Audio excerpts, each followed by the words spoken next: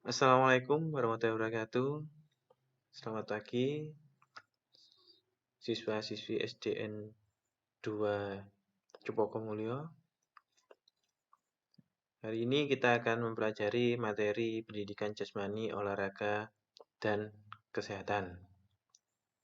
Sebelum kita mulai pembelajaran kita, marilah kita berdoa agar pembelajaran kita nanti mendapatkan kelancaran dan semoga bermanfaat bagi siswa-siswi SD Negeri 2 Cepokomulyo. Berdoa dimulai.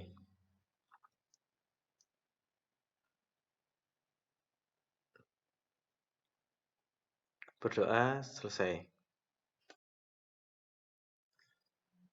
Baik anak-anak, kali ini kita akan mempelajari gerak dasar, di mana nanti materi ini akan sangat berpengaruh terhadap materi-materi yang akan kita terima nantinya. Maka diharapkan anak-anak memahami materi kita kali ini, yaitu mengenai gerak dasar, agar nanti untuk menerima materi-materi selanjutnya tidak mengalami kesulitan.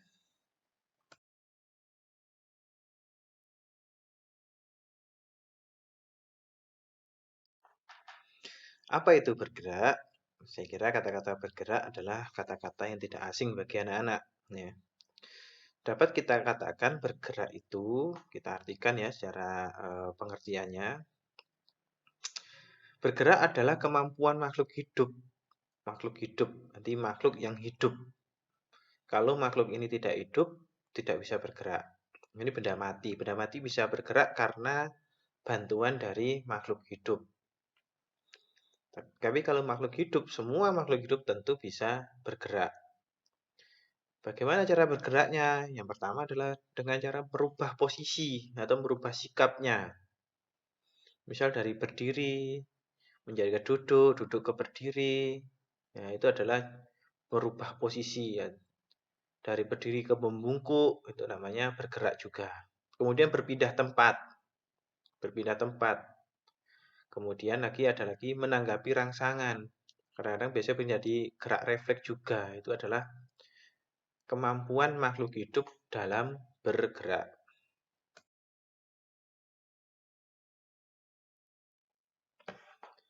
Bergerak pada hewan atau pergerakan hewan dikarenakan hewan itu mempunyai insting. Insting itu pemikiran, berarti pikiran hewan. Pikiran berdasarkan hewan. Jadi hewan merasakan apa yang diinginkan langsung bergerak.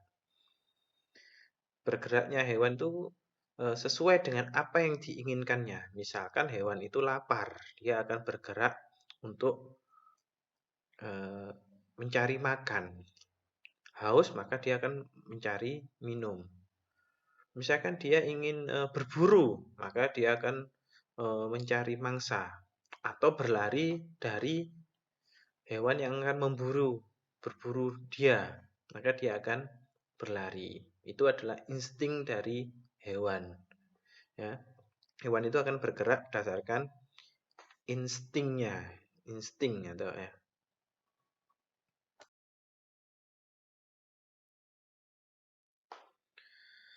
Tumbuhan merupakan makhluk hidup. Maka tumbuhan itu sebenarnya bisa bergerak juga. Cuma perbedaannya antara tumbuhan dan hewan adalah gerakan tumbuhan ini tidak kita sadari seperti hewan. Karena kita nggak sadar bahwa tumbuhan itu bergerak.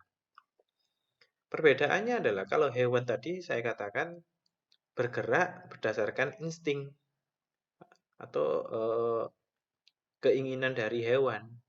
Tapi kalau tumbuhan biasanya berpindah karena ada sebab di luarnya, sebab keluarnya. Suatu contoh, tumbuhan bergerak karena kita dorong atau terkena angin, maka tumbuhan itu akan bergerak. Atau tumbuh karena mengikuti menuju ke sinar matahari. Itu adalah gerakan yang dilakukan oleh tumbuhan ya. Berbeda dengan hewan yang bisa leluasa bergerak, maka tumbuhan tidak leluasa bergerak, tapi tetap bisa bergerak ya. Maka dikatakan lagi itu tadi menanggapi rangsangan apa yang diberikan kepada tumbuhan maka dia akan bergerak. Suatu contoh ada tumbuhan yang namanya putri malu. Dia akan bergerak karena kita sentuh. Nah, itu adalah salah satu contoh bahwa tumbuhan itu juga bisa bergerak.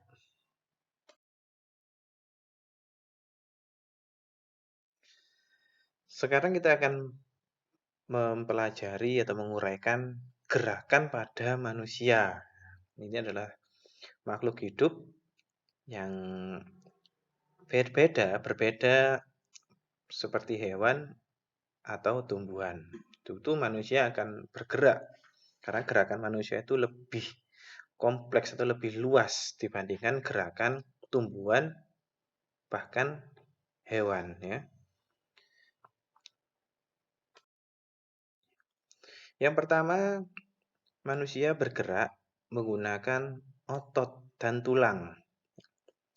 Ini sangat penting sekali. Otot dan tulang itu adalah hal yang terpenting digunakan untuk manusia dalam bergerak. Ketika tulang ini misalkan rusak atau kita tidak normal, maka manusia akan kesulitan untuk bergerak. Misalkan terjadi patah atau apa ya, itu maka manusia akan sulit untuk bergerak. Bahkan untuk berdiri aja sulit kalau misalkan ada terjadi kerusakan pada tulang. Nah, otot ini dan otot adalah yang menarik atau mengendurkan, yang membantu tubuh kita dalam bergerak. Semakin sering digerakkan, maka otot akan semakin membesar. Kalau misalnya otot jarang digunakan, maka akan kecil, tetap kecil, ya, tidak bisa membesar. Suatu contoh kalian lihat tangan kalian, tangan sebelah kanan dan tangan sebelah kiri. Dilihat, dibandingkan sebelah kanan dan sebelah kiri mana yang lebih besar. Tentu yang lebih besar adalah tangan yang lebih sering digunakan. Dan kita mungkin kebanyakan dari kalian adalah sering menggunakan tangan kanan. Maka tangan kanan kalau kalian bandingkan akan terlihat lebih besar daripada tangan kiri. Ya, karena tangan kanan lebih sering digunakan. Maka kalau misalnya kalian menginginkan otot yang besar, maka harus sering berlatih, sering digunakan. Berikutnya, ini adalah bedanya manusia dengan hewan. Kalau tadi saya katakan hewan bergerak berdasarkan insting. Ingin makan, ingin tidur. Ya, tapi kalau misalkan manusia punya namanya pemikiran, berpikir, keinginan, apa yang diinginkan. Keinginannya nggak seperti hewan. Kalau hewan makan, mau menemu itu makanannya punya siapa, ambil aja. Misalkan kucing mau ambil ikan, ketemu ikan ya ambil aja. Tapi manusia nggak punya pemikiran. Ya, ini adalah bedanya manusia dengan hewan. Nanti melalui berpikir dulu. Oh, saya misalkan mau ke tempat teman saya ini jauh. Apakah saya berjalan atau saya naik kendaraan? Nah, berpikir dulu manusia. Ya.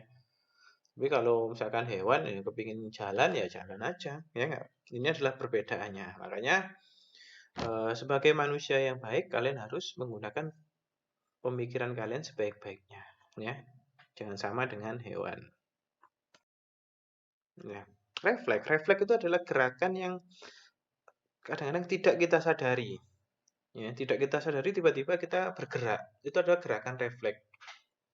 Suatu contoh, misalkan kita menginjak duri atau menginjak sesuatu yang panas kaki kita. Secara refleks kita akan mengangkat kaki kita, mengelus-ngelusnya. Itu nggak usah berpikir. Ini adalah nggak perlu kita pikirkan, tiba-tiba kita lakukan seperti itu. Ini namanya gerak refleks. Misalkan kalian mau jatuh, nah tiba-tiba refleks kalian adalah berusaha menyeimbangkan diri kalian. mau ditabrak kendaraan atau ditabrak teman kamu yang besar, nah tiba-tiba kalian menghindar. Itu adalah refleks. Ya. Refleks ini bisa didapatkan melalui latihan. Ya. Kalau misalkan orang jarang bergerak, maka refleksnya juga tidak terlatih dengan baik.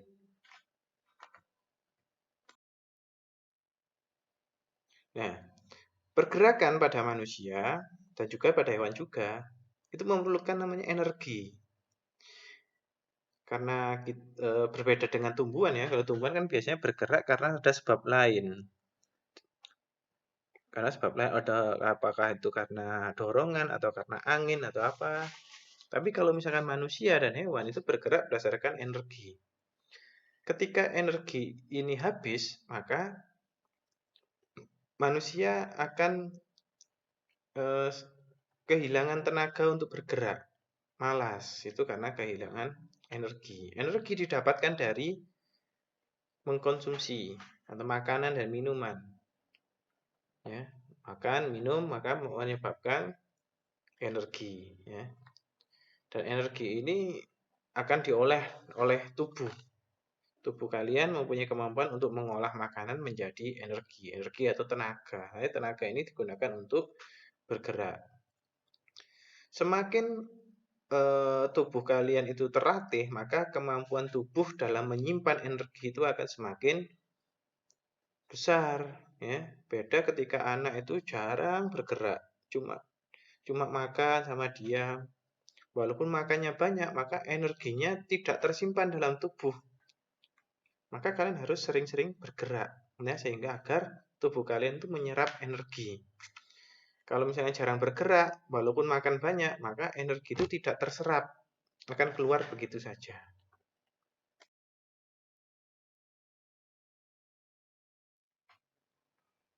Nah, gerak dasar itu dibagi menjadi 3.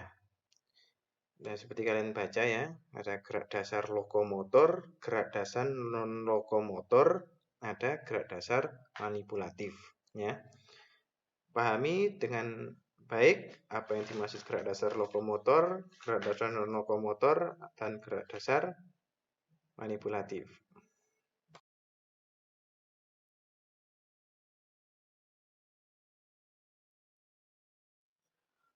Lokomotif berarti memindahkan. Jadi kalau dulu orang kepingin berpindah tempat menggunakan lokomotif atau berpindah, ya, dari suatu kota ke kota lain untuk memindahkan. Yang dipindahkan kan bisa barang, bisa memindahkan penumpang. Nah, itu pengertian dari lokomotif, berarti alat untuk memindahkan. Dari pemahaman di atas dapat kita artikan bahwa gerak lokomotor itu adalah gerakan di mana terdapat perpindahan titik tumpu. Ya, titik tumpu. Berarti itu kata-katanya terdapat perpindahan titik tumpu. Misalkan kalian berdiri, maka kalian bertumpu pada kedua kaki. Kalau misalnya dikatakan berpindah tempat, artinya kedua kakimu berpindah dari tadi awalnya satu titik ya ke titik yang lain. Itu namanya titik tumpu ketika berdiri. Ketika kita menggantung, maka bertumpu pada tangan ya, tergantung di mana tempat kita awal ya, awal berdiri atau bertumpu. Maka kalau misalnya terjadi perpindahan itu adalah dinamakan gerak dasar lokomotor ya, loko dari kata lokomotif atau berpindah ya, memindahkan. Jadi kalau misalnya kalian ingat kata lokomotor atau lokomotif, maka itu adalah gerakan di mana terdapat perpindahan.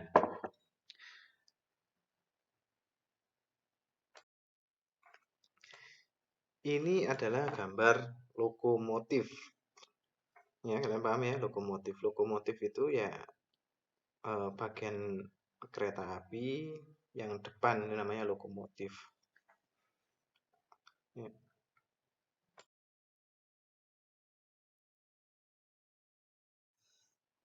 Contoh yang pertama adalah berjalan ya. Berjalan menggunakan kaki, tentu berpindah tempat ya. Kalau tidak berpindah tempat namanya jalan di tempat. kaki kalian digunakan untuk berjalan tentu akan bergantian, ya. Artinya di situ ada perpindahan tempat. Contoh berikutnya adalah berlari, ya. Berlari digunakan untuk berpindah tempat, sama menggunakan kaki juga sama. Cuma kadang-kadang kalau misalkan kita ingin bergerak atau berpindah tempat dengan cepat, yang kita lakukan adalah dengan berlari. Jadi berlari itu adalah kegiatan yang dilakukan untuk berpindah tempat atau contoh dari gerakan lokomotor. Contoh berikutnya dari gerak lokomotor yaitu melompat. Ya, seperti kalian lihat di gambar di atas, gambar melompat itu walaupun tidak berpindah tempat, tapi ada saat di mana titik tumpu, yaitu di situ menggunakan dua kaki, itu meninggalkan titik tumpunya, ya. Jadi tempatnya tadi di situ, dia sempat berpindah walaupun kembali ke tempatnya, itu masih sudah dikategorikan dengan gerak lokomotor atau berpindah, ya. Itu dikategorikan sebagai gerak lokomotor karena di situ ada perpindahan titik tumpu walaupun cuma sesaat.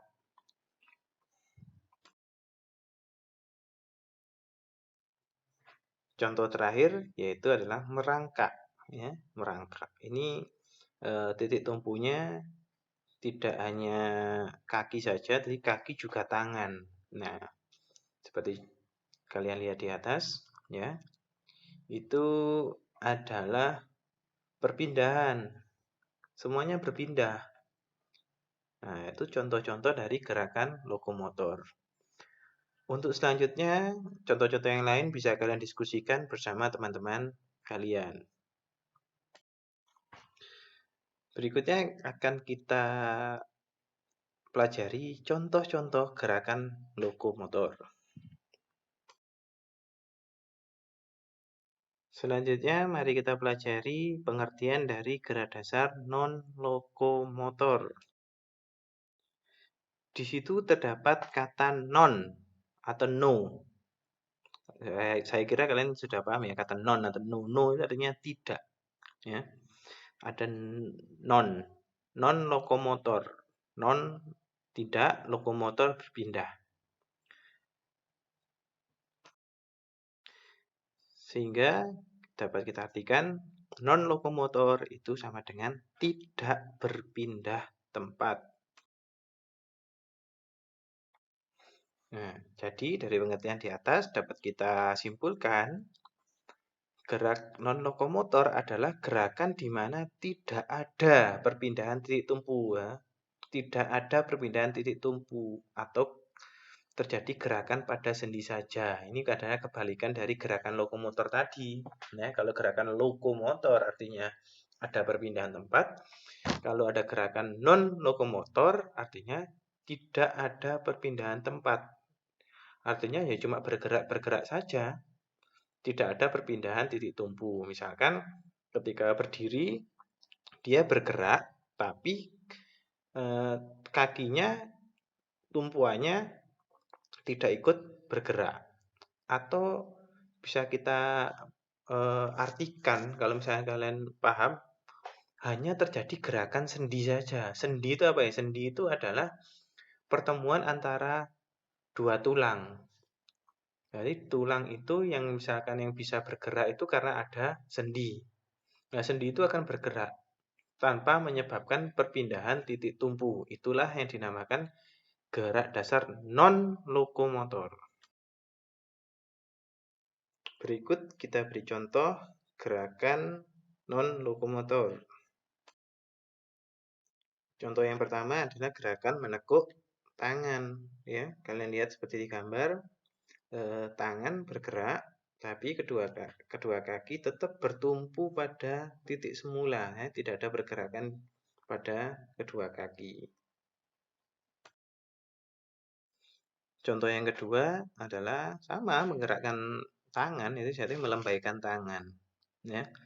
Melambaikan tangan tanpa menggerakkan kedua kaki. Itu disebut namanya gerakan non-lokomotor. Contoh berikutnya itu adalah gerakan membungkuk.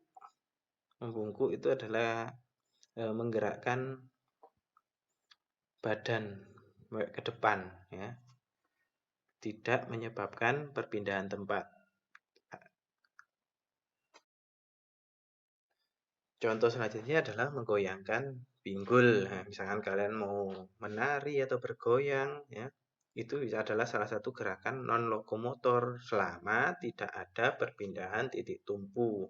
Tapi misalkan kalian bergoyang dengan lompat-lompat, meloncat sampai perpindahan kaki kalian, maka itu sudah merupakan gerak lokomotor. Tapi kalau misalnya kalian cuma menggerakkan lengan, menggerakkan badan, menggerakkan pinggul, atau cuma sekedar mengangkat tangan, mengangkat kaki, atau menoleh, itu dikatakan adalah gerakan non-lokomotor.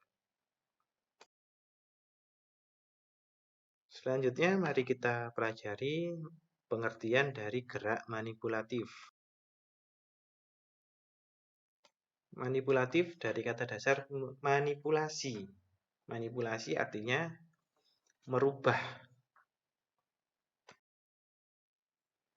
Pengertian yang tepat untuk gerakan manipulatif adalah gerakan yang dilakukan untuk merubah arah atau bentuk benda lain atau objek di luar tubuh kita.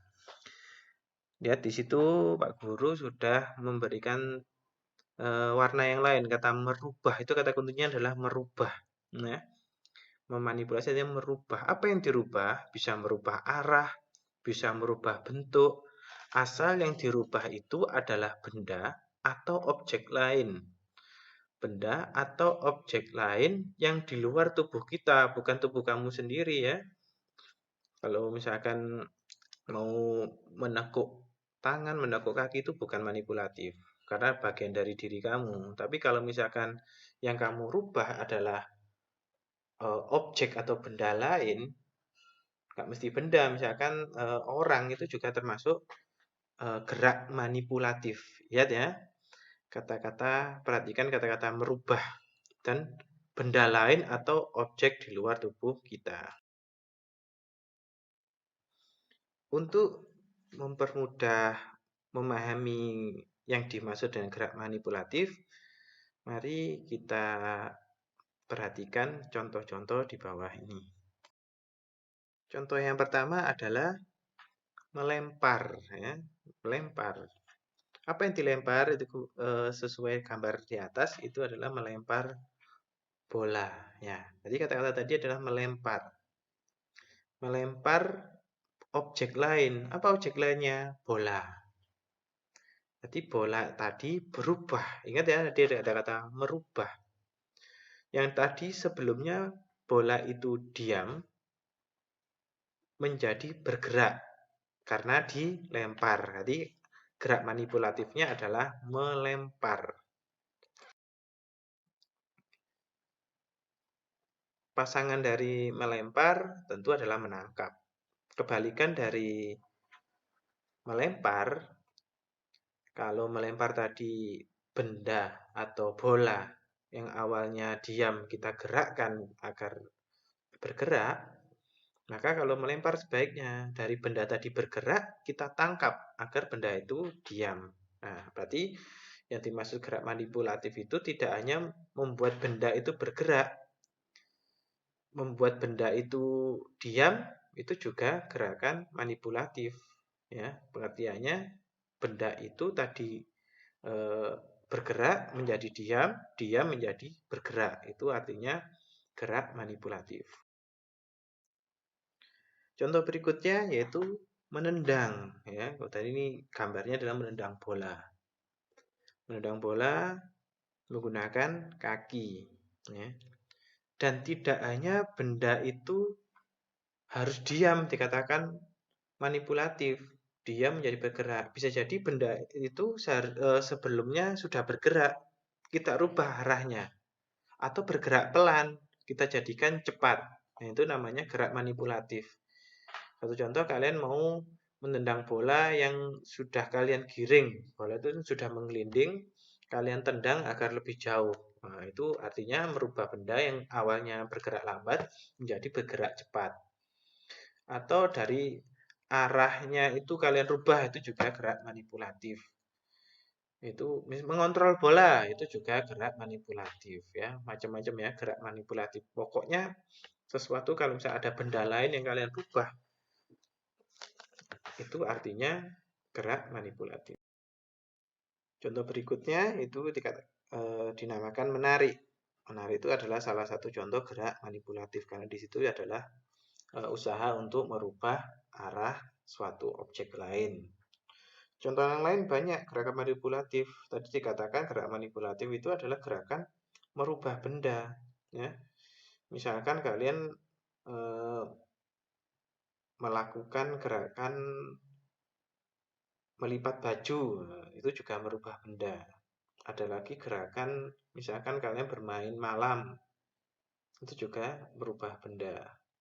Misalkan kalian banyak ya kegiatan yang merubah benda itu ya, sehingga tujuannya adalah objek lain itu berubah dari bentuk yang semula menjadi bentuk yang baru. Itu juga merupakan gerak manipulatif ya. Dan tidak harus benda ya. Misalkan kalian mendorong teman kalian. Teman kalian yang awalnya diam, kalian dorong menjadi bergerak. Itu namanya juga gerakan manipulatif ya. Banyak sekali menjerat. Mungkin kalian kalau misalnya sepak bola ada nama menjegal. Nah, itu juga namanya gerakan manipulatif. Sekali lagi, gerakan manipulatif itu kuncinya adalah merubah benda atau objek di luar tubuh kita. Ya, yang dirubah adalah arahnya, bentuknya.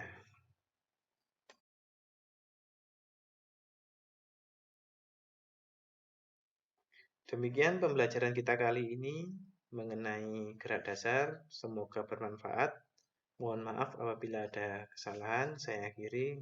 Wassalamualaikum warahmatullahi wabarakatuh.